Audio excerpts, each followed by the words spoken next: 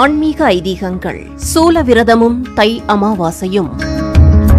நமது முன்னோர்கள் வழிகாட்டுதலின்படி எத்தனையோ வழிபாட்டு முறைகளை தொடர்ந்து பின்பற்றி வருகிறோம். அப்படி நாம் பின்பற்றும் வழிபாட்டு முறைகள், அதன் சிறப்பான பலன்கள் மற்றும் நமக்கு தெரியாத சில தகவல்கள் பற்றி கூறுவதுதான் ஆன்மீக ஐதீகங்கள் நிகழ்ச்சி.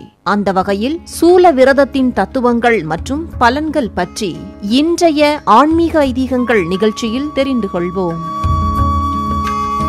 பிரபஞ்சத்தையே காத்து அருள் புரியும் சிவபெருமானின் அருளை பெற எத்தனையோ கடுமையான விரதங்கள் அனுஷ்டித்து மனமுருகி வழிபாடு செய்கின்றோம். ஒவ்வொன்றிற்கும் ஓர் பலன் உண்டு.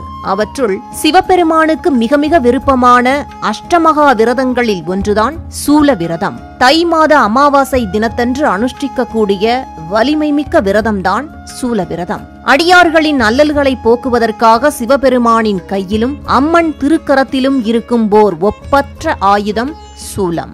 ஈசன் கையில் இருக்கும் சூலத்திற்கு அஸ்திரதேவர் என பெயராம். சூலத்தை தாங்கிய ஈசனை சூலபாணி என்றும் அம்பிகையை சூலதாரி என்றும் அழைப்பதுண்டு.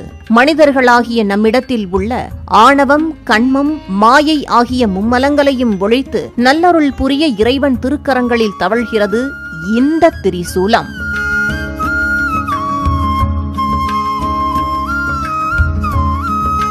ஒருமுறை சிவபெருமான் திருக்கரங்களில் உள்ள சூலமானது மனவாட்டத்துடன் இருக்க அதை கவனித்த சிவபெருமான் சூலத்திடம் அதற்கான காரணத்தை கேட்டாராம். சூலம் கூறியதாம், உங்களை சுமக்கும் நந்திக்கு பெருமை ஏற்படும் விதமாக பிரதோஷ வேளையில் ஆராதனைகள் நடைபெறுகின்றன. ஆனால் உங்களுடனும் அன்னை பார்வதியுடனும் நொடிப்பொழுதும் பிரியாது புனித திருக்கரங்களில் தவழும் எனக்கு எந்த சிறப்புகளும் செய்யப்படுவதில்லை என்றதாம் வருத்தத்துடன் சூலம். சூலத்தின் மனக்குறையை போக்க நினைத்த ஈசன் வரம்பொன்றை அருளினாராம்.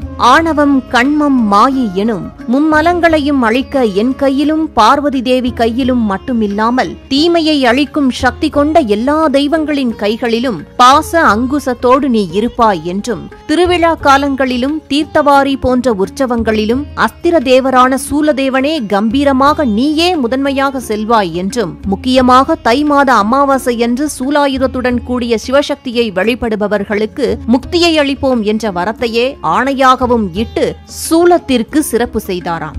அதிலிருந்து சகல சிவாலயங்களிலும் சூலதேவருக்கு தான் முதல் பூஜை நடைபெறுகிறதாம்.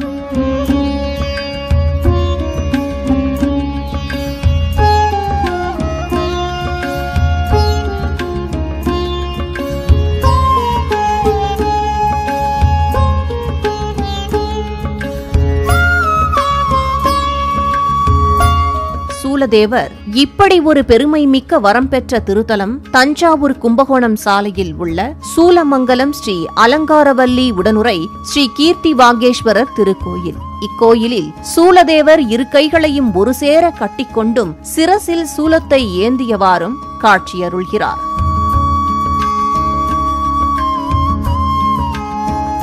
வலிமை மிக்க சூலவிரதம் மேற்கொள்பவர்கள் தை மாத அமாவாசை தினத்தில் காலையில் எழுந்து நீராடி பஞ்சாட்சர மந்திரத்தை உச்சரித்தபடி திருநீறு அணிந்து மன தூய்மையுடன் திரிசூலத்தை ஏந்தி அருள்பாலிக்கும் சிவபெருமானை மனதில் நிறுத்தி முடிந்தவர்கள் உபவாசம் இருக்க வேண்டும். பார்வதி தேவியுடன் ஈசன் இருக்கும் மூர்த்தத்திற்கு அபிஷேகங்கள் செய்து நைவேத்தியம் படைத்தும் சூல விரதத்தை மேற்கொள்ளலாம். மேலும் சிவாலயத்திற்கு சென்று லிங்க தரிசனம் செய்ய இம்மை மட்டுமில்லாமல் மறுமையிலும் நிறைவான செல்வத்தையும் இறைவனின் திருப்பாதத்தையும் அடைய முடியுமாம். வலிமை மிக்க இந்த சூலவிரதம் மேற்கொண்டுதான் மகாவிஷ்ணு காலநேமி என்ற அரக்கனை அழித்தார் என்றும், இந்த விரதத்தை மேற்கொண்டதால்தான் பிரம்மதேவருக்கு ஏற்பட்ட கடுமையான வயிற்றுவலி நீங்கியது என்றும் கூறப்படுகிறது.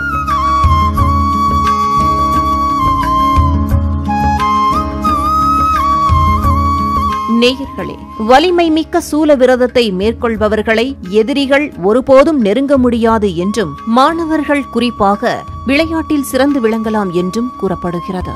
எல்லாவற்றிற்கும் மேலாக ஈசனின் பெருங்கருணையால் முக்தி கிடைக்கும் என்று கூறப்படுகிறது. நாமும் இந்த சூல விரதத்தை மேற்கொண்டு பேரின்பத்தை பெறுவோம், வளமுடன் வாழ்வோம். ஆன்மீக ஐதீகங்கள் சூல விரதமும் தை அமாவாசையும்.